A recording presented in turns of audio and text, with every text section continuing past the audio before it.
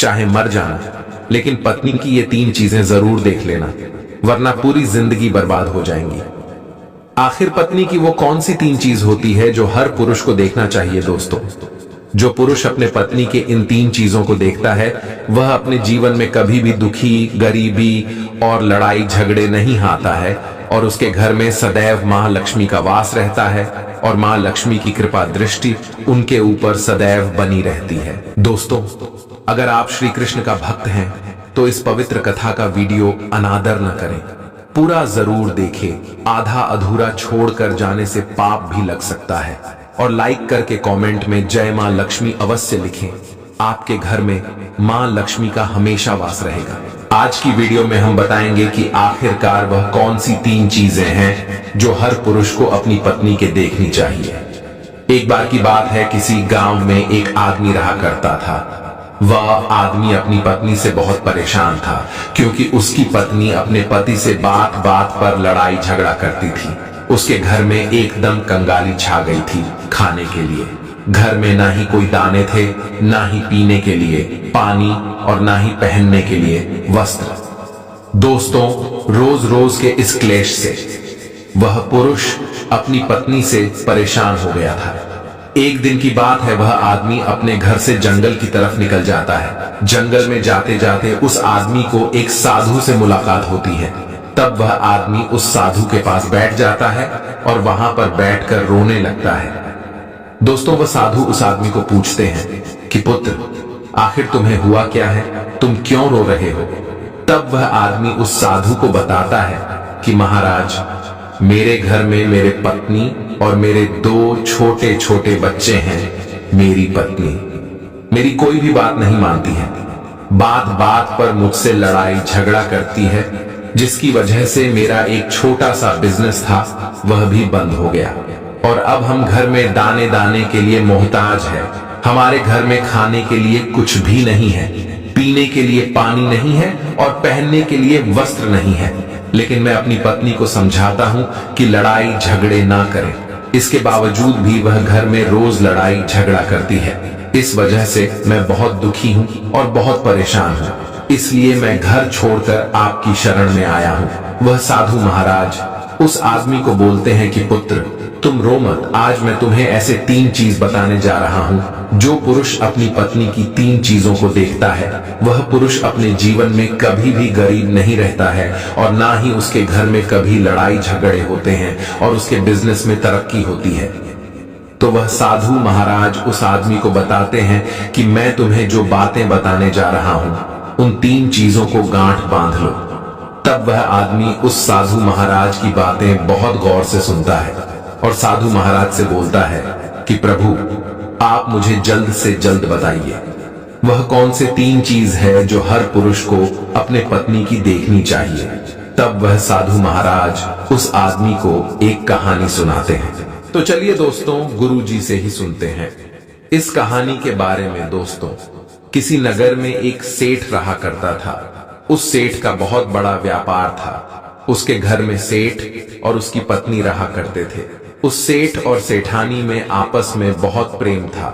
उनके घर में कभी भी लड़ाई झगड़ा, किसी प्रकार का कोई अंधा क्लेश नहीं होता था।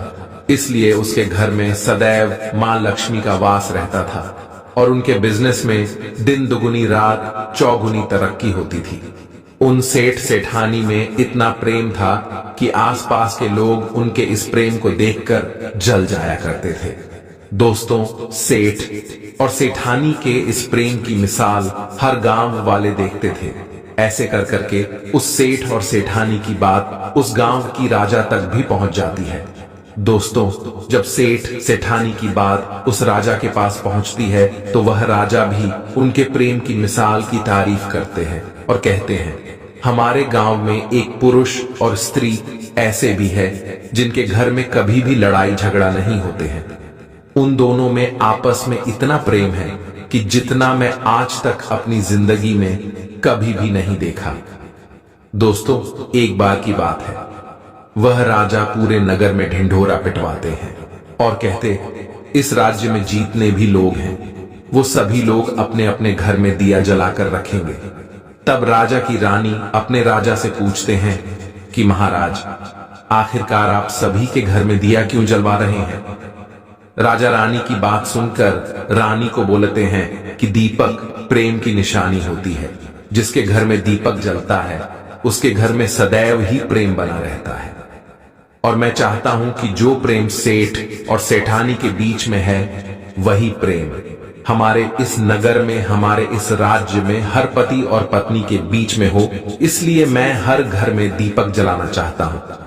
दोस्तों, राजा की सैनिक पूरे नगर में ढिंढोरा पीटते हैं और बोलते हैं सभी के घर में दीपक रात भर जलना चाहिए। राजा की बात मानकर सभी नगरवासी अपने अपने घर में दिया जलाते हैं।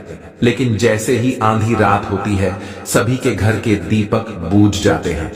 लेकिन उस सेठ और सेठानी के घर की दीपक कभी भी नहीं बुझती है, क्योंकि दीपक प्रेम की निशानी होती है। और जो सेठानी थी वह अपने घर की दीपक को सदैव जलाए रखती थी, जिससे सेठ और सेठानी का प्रेम बरकरार रहे। लेकिन जो सेठानी थी वह अपनी मनमानी काम करती थी। उसका जो मन करता था वह वही काम करती थी। लेकिन सेठ को इस बात से कभी भी कोई दिक्कत नहीं होती थी, क्योंकि सेठ बहुत समझदार था। वह सोचता था कि यदि मैं अपनी पत्नी को रोक टोक करूंगा तो घर में बेवजह ही लड़ाई झगड़ा होंगे। इसीलिए सेठ सेठानी की कई चीजों को और कई बातों को अनदेखा करता था। वह सेठ इसलिए अनदेखा करता था ताकि पति पत्नी में वह प्रेम और व्यवहार बना रहे। एक दिन की बात है, राजा और रानी अपने छत के ऊपर खड़े होकर अपने नगर का नजारा देख रहे थे। और वह राजा और रानी देखते हैं कि उनके पूरे राज्य में अंधेरा था, लेकिन सिर्फ एक सेठ और सेठानी का ही गांव का घर था जहां दीपक जल रहा था। तब राजा रानी से बोलता है कि देखो, सेठ और सेठानी में कितना प्रेम है। सभी के घरों का दीपक बुझ गया है, लेकिन सेठ और सेठानी के घर का दीपक अभी भी जल रहा है। इसका मतलब यह है कि सेठ और सेठानी में बहुत ही ज्यादा प्रेम है। तब रानी अपनी राजा से बोलती है कि महाराज, सेठ और सेठानी में जो भी प्रेम है वह इसलिए है क्योंकि सेठानी समझदार है, इसलिए सेठ के घर में प्रेम है। जब राजा रानी की बात सुनता है तब राजा बोलता है कि नहीं महारानी, यहां पर सेठ ज्यादा समझदार है, इसलिए उनके घर में कभी भी लड़ाई झगड़ा नहीं होती है। दोस्तों, रानी बोलती है कि सेठानी समझदार है। राजा बोलते हैं कि नहीं, सेठ समझदार है। दोस्तों, सेठ और सेठानी की बात को लेकर राजा और रानी में बहस होने लगा। तब राजा बोलता है कि देखो, हमें बहस करने की जरूरत नहीं है। क्यों ना हम दोनों उनका एक परीक्षा लें। परीक्षा में जो पास होगा वही समझदार होगा। राजा और रानी अपने बात से सहमत हो गए और उन दोनों की परीक्षा के लिए तैयार हो जाती है। दोस्तों, तब राजा अपने महल में जाता है और अपनी दासी को बुलाता है और वह अपने दासी से बोलता है, उस सेठ के पास जाओ और जो जो प्रश्न मैं तुमसे बोल रहा हूं वह तुम सेठ को बोलना। वह दासी बोलती है, ठीक है महाराज। फिर वह दासी राजा की बात सुनकर सेठ के पास जाती है। उसी समय ही सेठ की पत्नी बाजार गई थी कुछ सामान लेने के लिए। दोस्तों, तो वह राजा की दासी सेठ से बोलती है कि सेठ जी, मैं राजमहल से आई हूं, राजा साहब ने मुझे भेजा है। दोस्तों, वह सेठ उस दासी को बोलता है कि बताइए, मैं आपकी क्या सेवा कर सकता हूं। आप बैठिए, मैं आपके लिए पानी लेकर आता हूं। तब वह दासी सेठ से बोलती है, नहीं सेठ जी, मैं राजा की दासी हूं, बस आपके पास राजा के समाचार लेकर आई हूं। दोस्तों, तब वह सेठ बोलता है कि ठीक है दासी, आप मुझे बताइए राजा साहब ने क्या समाचार भेजा है मेरे लिए। तो दोस्तों, वो दासी सेठ से बोलते हैं कि सेठ जी, राजा साहब ने मुझे ये बोले हैं, यदि तुम अपनी पत्नी को छोड़ देते हो तो वह तुम्हें खूब सारे हीरे और जवाहर देंगे, तुम्हें राजमहल में एक अच्छे पोस्ट पर नौकरी भी देंगे। लेकिन सेठ राजी नहीं हुए। दूसरी बात, रानी ने राजा से बोला था कि नहीं, सेठ समझदार नहीं है, सेठानी समझदार है। दोस्तों, सेठ और सेठानी की बातों को लेकर राजा और रानी में फिर से कहासुनी होने लगी। तब रानी राजा से बोलती है कि तुमने सेठ की परीक्षा ली है, मैं भी सेठानी की परीक्षा लेना चाहती हूं। तब इससे बात क्लियर हो जाएगा कि सेठ और सेठानी में कौन ज्यादा समझदार है। तो वह राजा रानी को आदेश देता है तुम भी एक बार सेठानी की परीक्षा ले लो। तब रानी अपने राजमहल से एक दास को उस सेठानी के पास भेज दिया और अपने दास से बोलती है कि जो मैं तुम्हें बोल रही हूं ये सारी चीजें जाकर उस सेठानी को बोलना। तब राजा का दास उस सेठानी के पास जाता है। इधर से सेठ अपने काम के सिलसिले में कहीं बाहर गया हुआ था। घर पर सेठानी ही अकेली थी।